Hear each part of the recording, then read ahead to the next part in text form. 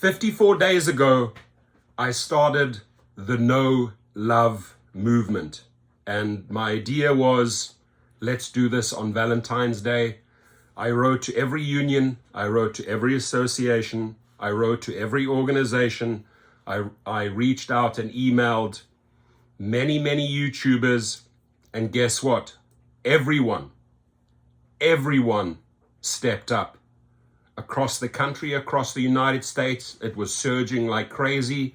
I got thousands and thousands of emails and text messages that said, thank you for starting the movement. Thank you. People came up to me and said, thank you for waking up drivers.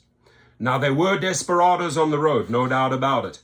But the real people, the real drivers stood strong for everyone else.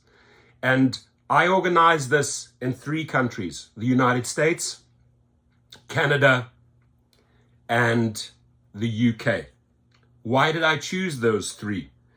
Because I said to myself, if they don't listen on the first protest, we will add countries. I didn't want to make it all countries at once. We will add Netherlands, we will add Germany, we will add France, Portugal. My contacts to these countries and organizations in foreign countries, in foreign cities, is endless. I've nurtured them over the years. I know how to call on them. I know how to activate those people for protest. We haven't added the South Americas intentionally, because South America, whether it's Brazil, Argentina, Mexico, there are many drivers. One organization that I work with has over 300,000 registered South American drivers.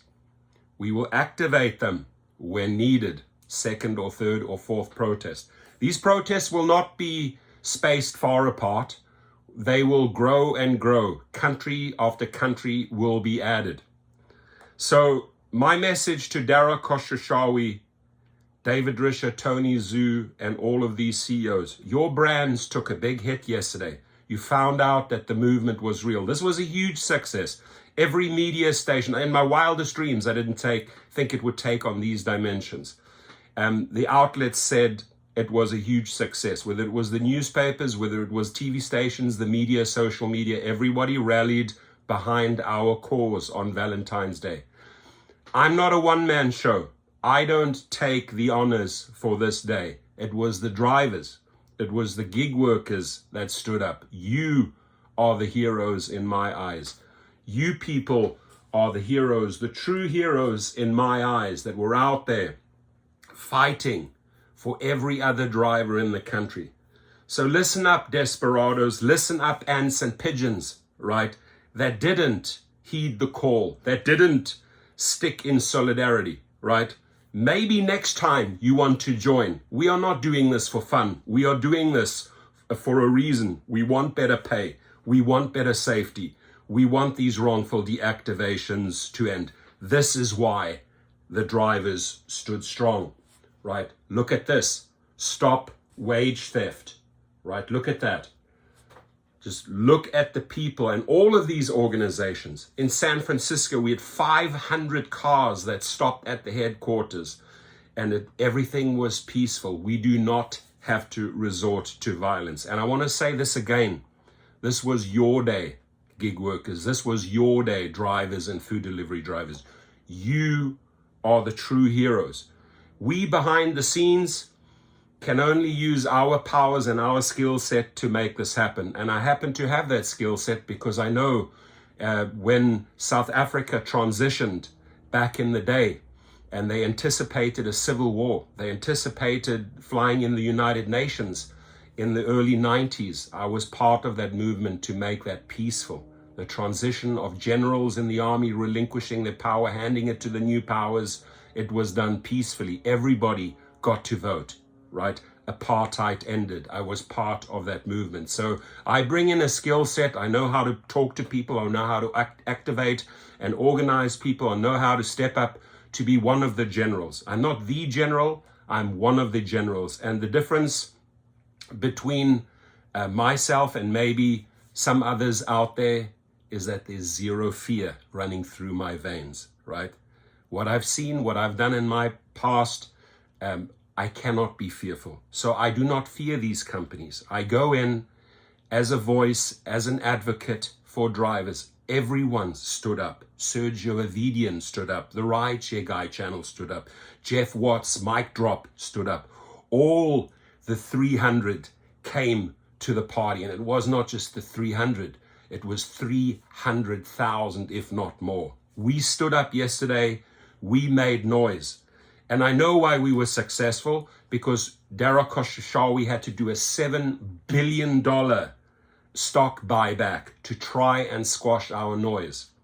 But if you Google today, we make the headlines. Hundreds and hundreds of newspapers, every TV station, every live show reported on this. The movement, ladies and gentlemen, has started in 2024. In 2023, we were nice.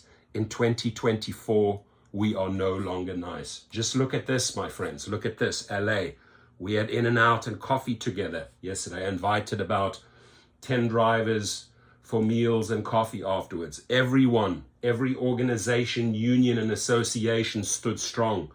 I was doing a live feed with these guys as they were at Uber. I saw the engineers and the people on the inside of the building looking down. Oh my God, there they are. But we did it peacefully. And the police told us if we do it peacefully, they will support us, right? So we are tired of the exploitation. This is why we protested in 3 major countries. My message to you, Dara Khosrowshahi, my message to you, David Risher, my message to you, Tony Zhu. If you think the movement is not real, keep on snoozing. We'll wake you up in the next 30 to 60 days and we will add countries. So if you want to come to the table, if you want to start negotiating better pay, if you want to show us a game plan on better safety and how to squash, how to end wrongful deactivations, you have my number. Ladies and gentlemen, I emailed several directors and attorneys at Uber and Lyft this morning. And I attached many of these clips and pictures, right? So they know, maybe they are in denial. Maybe they believe, it did not have an impact. No, their spokesmen were trained to go out and say it didn't have an impact. I know why. I know that it made an impact because it surged everywhere and still drivers stood strong, except for the few desperados that were out on the road. So my message to these CEOs, to these executives, to these investors, 2024 is real, my friends. It is up to you if you want to come to the table and start talking, right?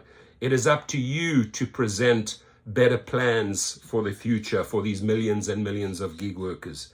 And if you fail, I put a 2-week window, right, in that letter, in that registered mail, in those emails, and there were many sent out. I drafted that letter very, very carefully.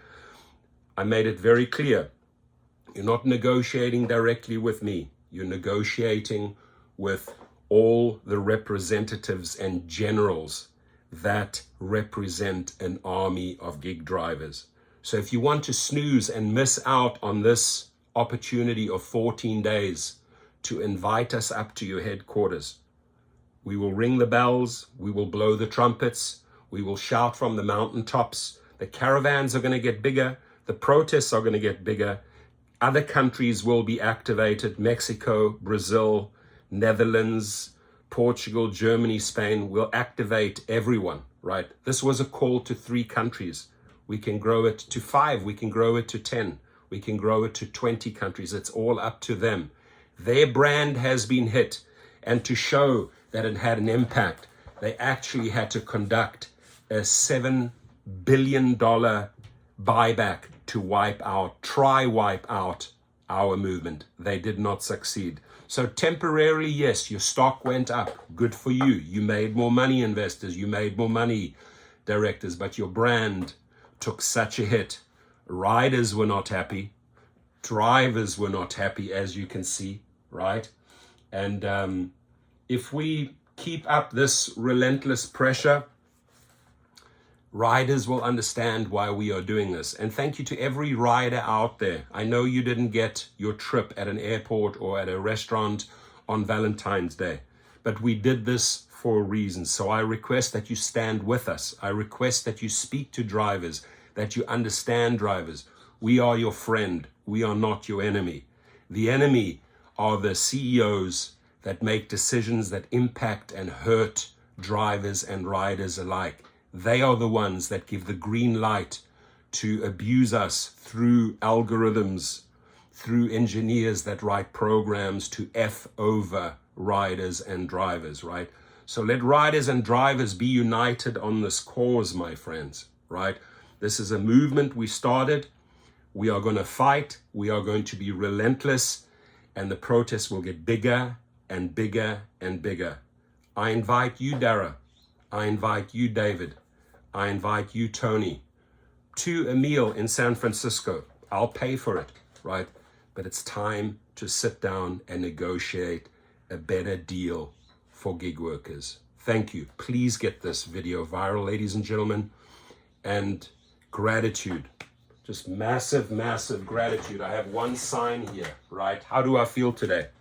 I feel grateful. I feel thankful.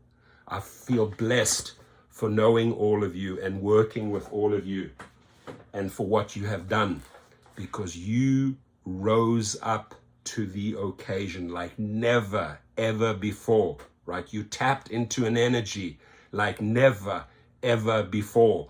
And you showed us that together we have a very, very, very powerful voice. I appreciate you all. God bless you all, and stay safe.